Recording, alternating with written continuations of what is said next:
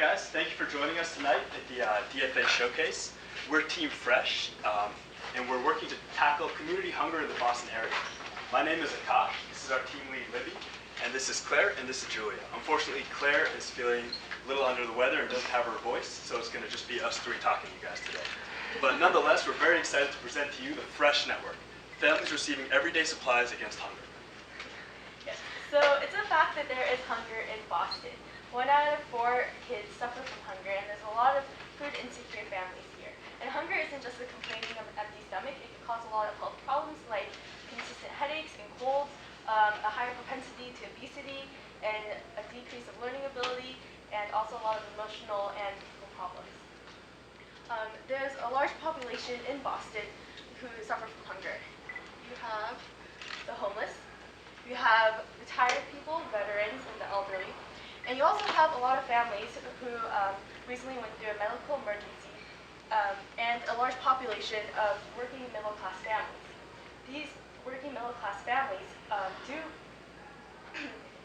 receive government support such as SNAP benefits, but there's also a large portion who earn too much money to receive government support, even though that's not enough to help them live comfortably. And these families often turn to food pantries for support. This is an amalgamation of all the hours of 10 different food pantries around local Boston. But as you can see, their open hours are only during the 9 to 5 working days, when these working families are out at their jobs, and it's very inconvenient for them to go to the food pantry and get food. And so they're often not able to get any food from the food pantries.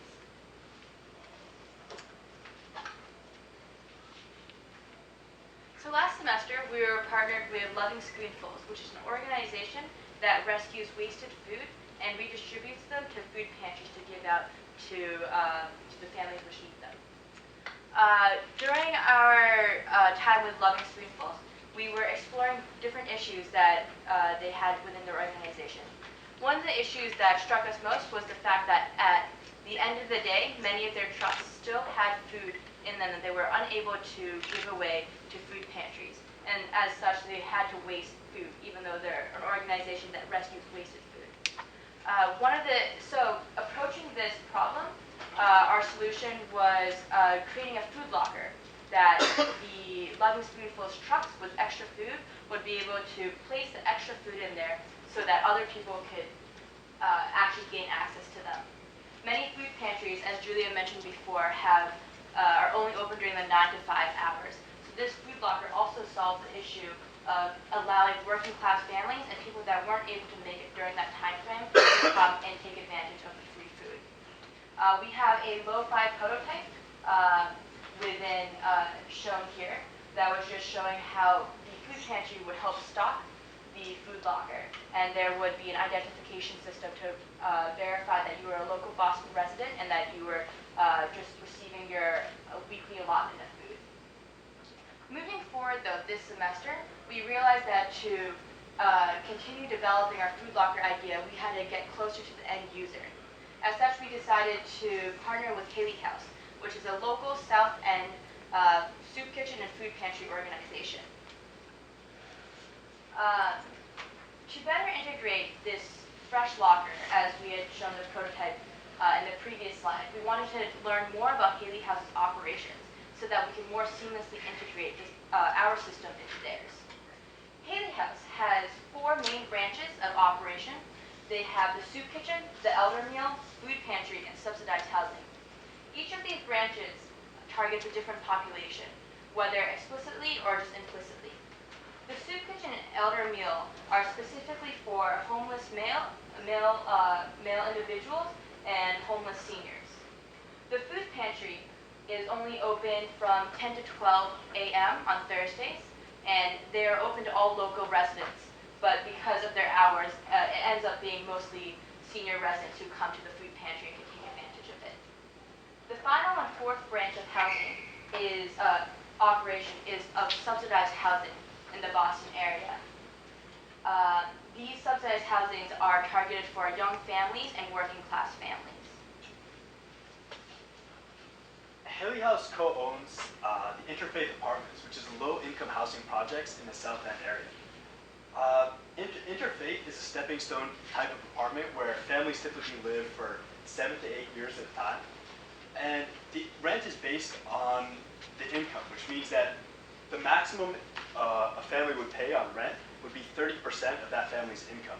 Because of this, working class families are able to afford to live in the South End where they lived most of their lives, despite the gentrification of the area. And these families are often families with young school-aged children, single parents with a young kid, or young couples. And as Julia mentioned, they need assistance with food, but either the government assistance is not sufficient, or their work salary is not sufficient. And further, because they live in the community for 7, 8 years at a time, there's a strong sense of community, which means that one family is willing and encouraged and capable of going down the hall and helping another family, say, give them information about a local organization or food that they think they might benefit from. But these residents do face many major challenges. First of all, the SNAP benefit program, or food stamps, is highly insufficient. For a family of 3, a $150 stipend is given, and this is barely enough to cover groceries for 3 weeks, let alone if that family wishes to eat healthy. There's no way they can afford feeding their family of 3 with just $150 for the month. And even if they did have access to food pantries, they are not able to leave work in the middle of the day to go to, say, Haley House's food pantry at 11 a.m. in the morning. They can't sacrifice their income for food. That's not a viable trade-off. And lastly, what may be a 20-minute car ride or just a quick trip to the grocery store is exacerbated because they don't have great transportation. A lot of these working class families rely on bicycles or walking to get from part A to part B. So a 15-minute car ride becomes a 1-hour walk. And of course, with young families, with young children, this is often not sustainable and really not plausible.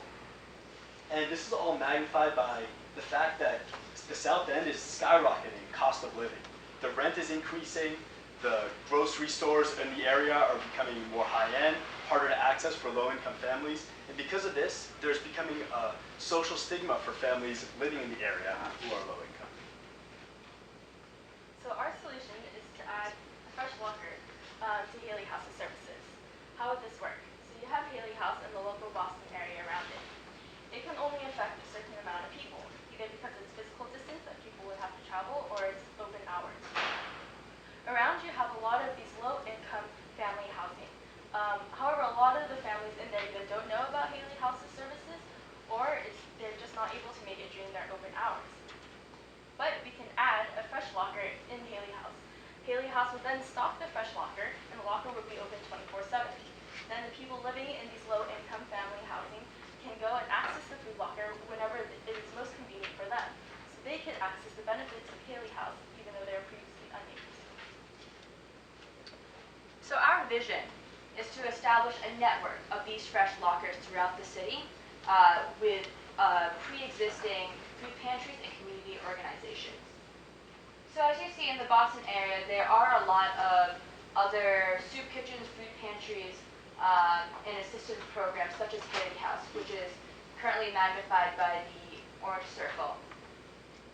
Next semester, we look forward to working more closely with Haley House and the interfaith apartments, as well as other nearby low-income housing units, to really design the fresh locker for that community and to integrate it better with Haley House's branches. Moving forward, we would like to work with other food pantries to establish fresh lockers there, so we can target their neighborhood community members. At each new location, we would implement a 2-step process of learning about that food pantry and community organization's system flow, as well as really getting to know that neighborhood's residents, so that we can really tailor the fresh lockers to their needs. And so, taking this community-based approach, we think that this is the best implementation and a good way to tackle community hunger. Thank you.